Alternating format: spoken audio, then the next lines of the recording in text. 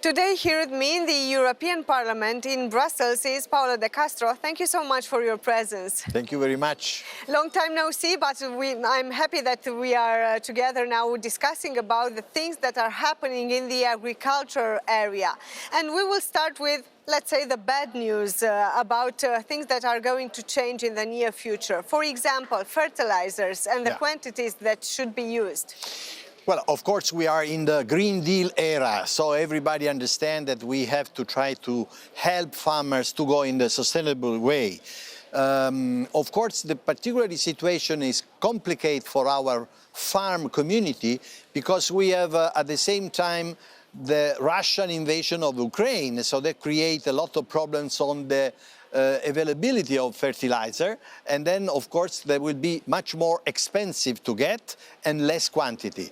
At the same time, European Commission introduced the new rules on pesticide. That means a target to reduce at least 50% in 2030, which is a very, very difficult goal. At the same time, the problem for farmers is they don't have an easy alternative because, of course, the disease is there. Farmers don't use pesticide because they like. They use pesticide because they have to combat disease.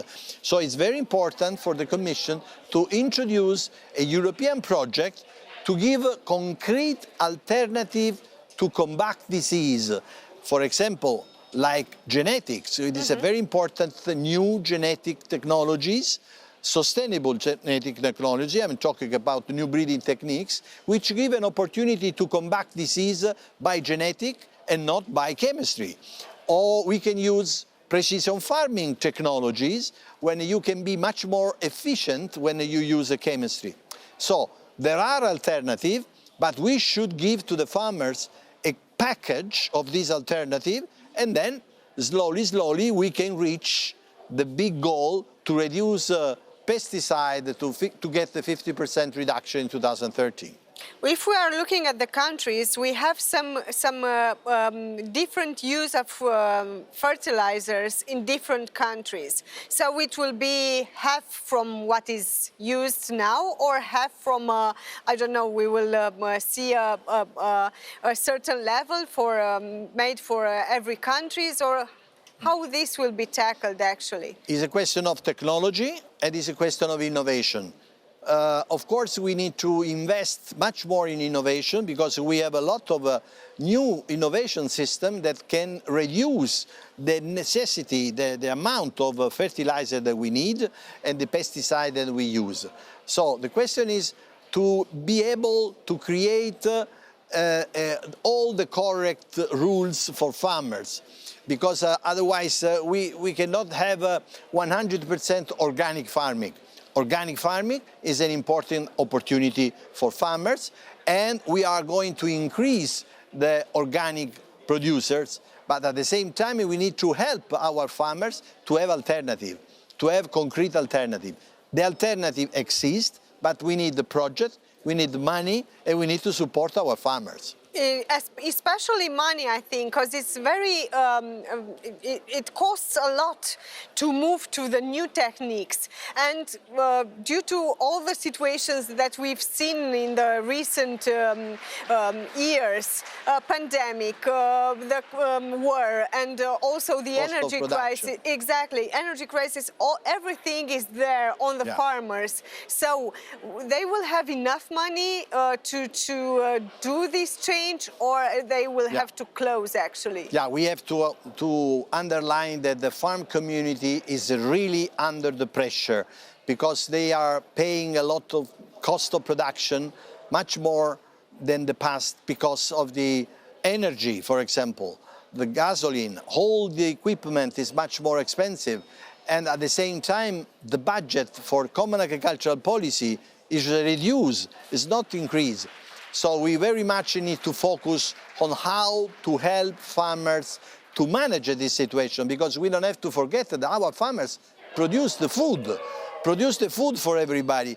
And we have seen during the pandemic that we were able to produce all the food we need thanks to our farmers. So I very much think that the Commission have to focus on how we can help our farmer to continue to be competitive, to continue to be strong in producing our food. And this is a problem that we are trying to focus as Agriculture Committee here in European Parliament. I don't know what is the situation in Italy, but maybe you can tell me about it. In Romania, we have a huge increase in the food prices in the last month. What do you feel the situation in your country? is quite similar. Of course, it depends on the sector or sector. The sector who are more strong exporter, they are a little bit in better shape, who are looking only at the internal market, because of course the inflation is another problem. The price is increasing, so we have an impact to the consumer. The sector they are stronger exports. For example, wine. We are exporting a lot of wine. In this case, we are managing better than the other one. But the problem is quite the same in all countries in Europe. We need to understand that the farmers' community is crucial for ecological transition, but it's crucial to continue to produce food for us. And I hope that the Commission understands the particular problems that they are living now, giving them all the concrete solution to be strong enough and life enough for the future. Due to the war in Ukraine, we've seen the cereal crisis, and at the European level there were set those green corridors for transporting the cereals from Ukraine to the whole world, yes, actually. But this also had an impact on some other member states of the European Union. And absolutely. It's very complicated to maintain this corridor active, because we don't have to forget that Ukraine produce cereals, produce sunflower seed. Most of 40–50% of all European needs come from Ukraine. So we very much need to continue to maintain this corridor active and to help countries like Romania or the countries who are on the border to maintain this corridor active, because we need this production, we need for our agriculture and food filiera. So I hope that of course we find a solution to this very dramatic situation, but I hope that the European community can very much push, to maintain this corridor active. What kind of solution can be put over there? What kind of solution, actually? Well, first of all, increase the European production. Don't put in problems our farmers, because we need to increase, not to decrease, the European production. And this, for example, we eliminate the ecological focus area for a temporary elimination, 2 years. If we need to go more, because we need to produce more. We don't have now, is not the time to put agricultural production in stop. We need to produce more. At the same time, to increase the different option of importer, so to diversify the import in Europe, to create alternative. Europe is a strong agricultural producer, so I think if everybody understands how important is the life of our farmers, I think we can go in the right way. In Romania, for example, a lot of farmers are saying that due to the fact that we are now importing cereals from Ukraine, and over there in Ukraine they can use the fertilizers as they want because they are not part of the European Union, actually those who are paying are the Romanians, the farmers. So they have to be protected somehow during this type of evolution. In fact, there is a project to give a specific help to the border countries. We support that because, of course, other countries in Europe are living this crisis in different way, which Romania and Bulgaria and other countries which are on the border. From Polish, to Bulgaria. So I believe that we should focus on the specific problem of our country in the east border to try to give a help them, because they are in the bad situation and then they need a specific head to manage this situation. Let's continue with some good news, and we will see together what are the European indication actually. Produsele cu indicație geografică protejată sau denumire de origine protejată din Uniunea Europeană reprezintă un patrimoniu culinar bogat și diversificat, care evidențiază legătura strânsă dintre tradițiile locale și teritoriul de producție. Aceste produse au un statut special, fiind protejate la nivel legal și recunoscute la nivel internațional pentru calitatea lor superioară și specificitatea lor geografică. La nivelul Uniunii Europene există peste 1600 de produse cu IGP și DOP înregistrate, reprezentând o varietate impresionantă de alimente și băuturi, cum ar fi carne, pește, legume, fructe, lactate, uleiuri, vinuri și băuturi spiritoase. Cele mai multe dintre aceste produse provin din Italia, Franța și Spania, care sunt primele 3 țări cu cele mai multe produse înregistrate pe lista de IGP și DOP. Italia deține un impresionant număr de peste 300 de produse, urmată de Franța cu 260 de produse și Spania cu aproximativ 200 de produse. Chiar și China, o țară care nu este membra Uniunii Europene, are în acest moment 99 de produse pe listă. România are peste 60 de produse în lista celor protejate, dintre care doar 12 sunt alimentare, restul fiind vinuri. Printre produsele alimentare se numără cașcavalul de Săveni, cărnații de Pleșcoi, magiunul de prune Topoloveni, scrumbia de Dunăre afumată sau plăcinta dobrogeană, aceasta din urmă fiind cea mai recent intrată pe listă. Okay, so we've seen what is the general idea. Let's explain what will change in the near future. Well, geographic indication is a very important part of our food and wine production. We realized in the last year, 2022, 80 billion euro of production in Europe.